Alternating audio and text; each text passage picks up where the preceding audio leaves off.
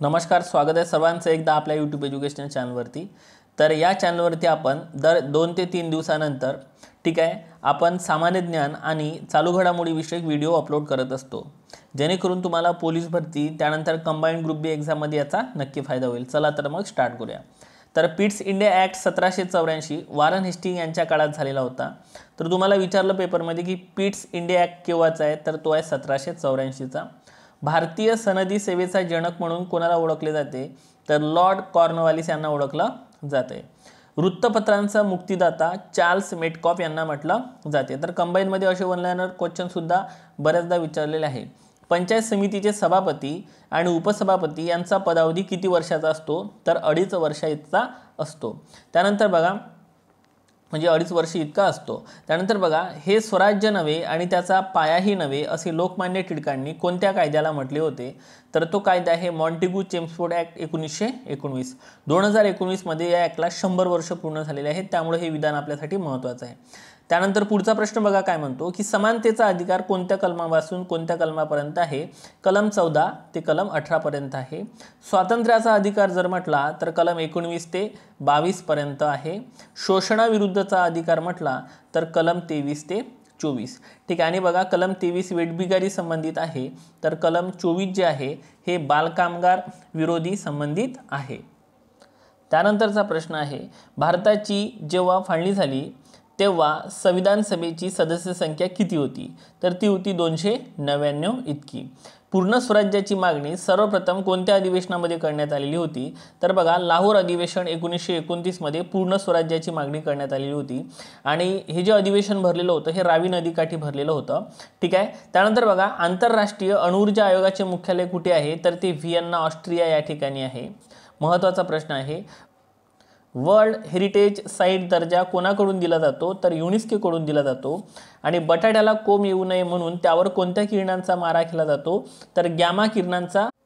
छत्रपती शिवाजी महाराजांच्या काळातील कोरलेली ज्या नाणी होत्या त्याच्यामध्ये बघा एक होन होते आणि एक शिवराई होती। तर होन हे सोन्याचे होते, तर शिवराई हे तांब्याचे नाणी होती। तर हे महत्त्वाचे प्रश्न आहे। त्यानंतर बघा पक्ष्यांचा अभ्यास करणाऱ्या शास्त्राला ऑर्निथोलॉजी असं म्हटलं जाते।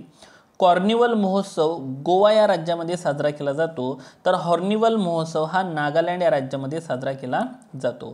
त्यानंतरचा महत्त्वाचा प्रश्न आहे अनाथ बालिकाश्रम कोणी स्थापन केले होते, तर महर्षी धोंडो केशव कर्वे यांनी अनाथ बालिकाश्रमाची स्थापना केलेली होती ठीक आहे। त्यांचं महत्त्वाचं पुस्तक म्हणजे आत्मवृत्त हे सगळ्यात महत्त्वाचं आहे। केफ ऑफ गुड होप हे कोणत्या देशातील आहे, तर हे दक्षिण आफ्रिका या देशातील आहे।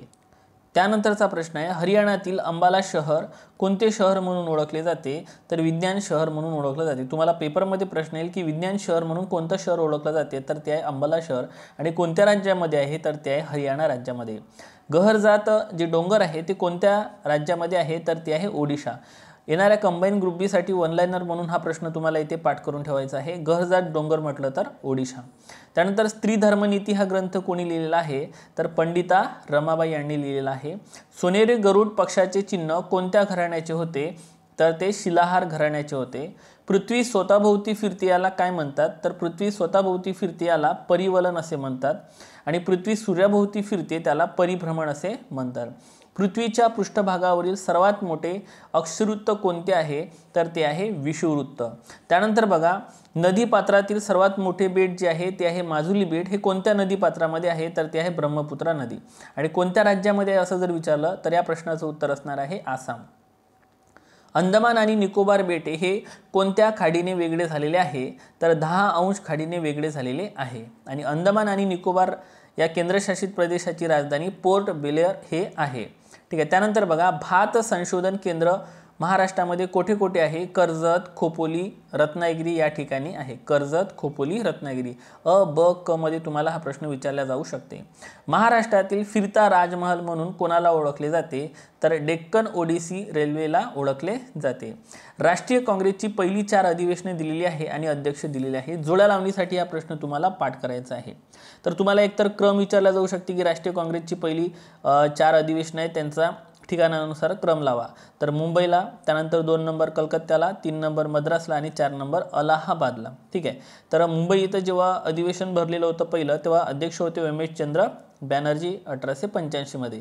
कलकत्त्याला जेव्हा राष्ट्रीय काँग्रेसचं अधिवेशन भरलं होतं तेव्हा अध्यक्ष होते दादाभाई नौरोजी 1886 मध्ये.